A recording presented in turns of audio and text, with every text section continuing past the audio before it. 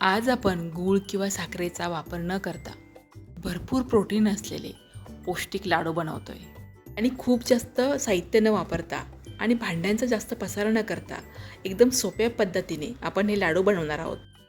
हे पौष्टिक लाडू बनवण्यासाठी 1 कप हिरवे मूग घेतले. आता एक जाड तळाची कढई घेतली आणि त्यामध्ये हे हिरवे मूग घेतले. आता हे हिरवे मूग मंद गॅसवर कमीत कमी 5 ते 6 मिनिटं छान खरपूस भाजायचे आहेत. हिरव्या मुगामध्ये प्रोटीन खूप जास्त प्रमाणात असते आणि हे हिरवे मूग बाकीच्या कडधान्यांपेक्षा पचायला एकदम हलके असतात.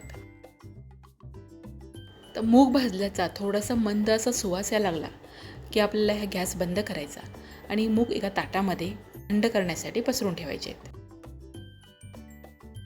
मूग पूर्णपणे थंड झाले की मिक्सरमध्ये घेऊन त्याची एकदम बारीक पावडर बनवून घ्यायची.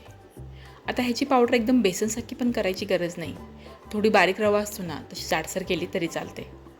काही वेळा मिक्सरमधून एकदम बारीक पावडर तयार होत नाही, त्यावेळी ही मुगाची पावडर थोडीशी चाळून घ्यायची. आता यावेळी हे मुगाचं पीठ मी चाळून घेतलेलं नाही, जसं आहे तसंच वापरलं आहे. आता ज्या कढईमध्ये मी मूग भाजले होते त्याच कढईमध्ये एक मोठा चमचा तूप घेतलं. तूप चांगलं गरम झाल्यावर त्यामध्ये काजू, बदाम, सूर्यफूल बी आणि मगज बी घातले. आता ही मंद गॅसवर छान खरपूस भाजून घ्यायचे.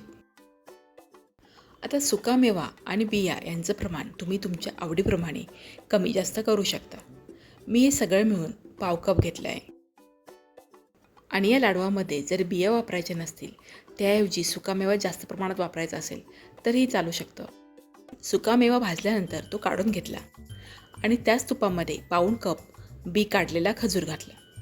तर खजूर ही मंद गॅसवर फक्त 2 ते 3 मिनिटांसाठी परतून घ्यायचं आहे. आता आम्ही हा जो खजूर घेतला आहे तो थोडा कोरडा आहे, म्हणजे जास्त चिकट नाही आणि गोडही जास्त नाही, त्यामुळे मी तो पाऊण वाटी घेतला आहे. पण दुसरा एक खजूर मिळतो, तो जरा जास्त चिकट असतो आणि गोडही जास्त असतो. जर तो खजूर वापरला तर अर्धी वाटी पुरेसा होतो. आता हा खजूर छान भाजून झाला की तो काढून घेऊ आणि थोडा वेळ थंड करायला ठेवून देऊ. आणि जोपर्यंत खजूर थंड होतोय तोपर्यंत आपण मुगाचं पीठ भाजून घ्यायचं आहे. त्यासाठी कढईमध्ये 2 चमचे तूप घेतलं आणि तूप चांगलं गरम झाल्यावर त्यामध्ये हे मुगाचं पीठ घातलं. आता हे मुगाचं पीठ पुन्हा 5 ते 6 मिनिटांसाठी मंद गॅसवर छान भाजून घ्यायचे. जोपर्यंत पीठ भाजल्याचा सुगंध सगळ्या घरभर पसरत नाही आणि या पिठाला बाजूने तूप सुटत नाही तोपर्यंत आपल्याला हे भाजून घ्यायचं आहे. पण हे भाजण्यासाठी खूप जास्त वेळ लागत नाही, कारण आपण मूग भाजून घेतलेले असल्यामुळं पीठ खूप लवकर भाजलं जातं. हे लाडू बनवण्यासाठी आपल्याला फक्त पाव कप तूप लागतं. म्हणजे 1 वाटी मूग असतील तर त्यासाठी पाऊण वाटी खजूर आणि पाव कप तूप. आता तुम्ही बघू शकताय, जसं जसं पीठ भाजत जाईल तसा पिठाचा रंग जास्त गडद झाला आहे. आता बघा पिठाला छान हिरवागार रंग आला आहे आणि पीठ छान मऊ आणि थोडंसं ओलसर पण झालं आहे. याचा अर्थ आपल्या लाडवासाठी मुगाचं पीठ तयार आहे. आता हे भाजलेलं पीठ काढून एका ताटामध्ये घ्यायचं आणि थोडा वेळ थंड करायला ठेवायचं. हे पीठ पूर्णपणे थंड होणं गरजेचं आहे. आता लाडवाला लागणारं सगळं साहित्य तयार आहे. म्हणजे पीठ भाजून झालं आहे, खजूर भाजला आहे आणि सुकामेवाही भाजून झाला आहे. आता हे सगळं एका मिक्सरच्या मोठ्या भांड्यामध्ये घ्यायचं. सुरुवातीला पीठ टाकायचं आणि नंतर त्यावर खजूर आणि सुकामेवा घालायचा. जर तुम्ही सुरुवातीलाच खजूर घातले तर खजूर मिक्सरच्या पात्याला चिकटून बसतात आणि मग त्यामुळं पीठ आणि खजूर चांगले एकजीव होत नाही. आता हे लाडवाचं मिश्रण मिक्सरमधून बारीक करून घेताना थोडा वेळ मिक्सर चालू बंद करत बारीक करायचं आहे. मध्ये मध्ये थोडा वेळ चमच्याने हलवून घ्यायचं आणि बारीक करायचं. त्यामुळं खजूर चांगला बारीक होतो आणि पीठ एकजीव होतं. मिक्सरच्या भांड्यामध्ये सुरुवातीला पीठ टाकल्यामुळं खजूर भांड्याला अजिबात चिकटलेला नाही आहे.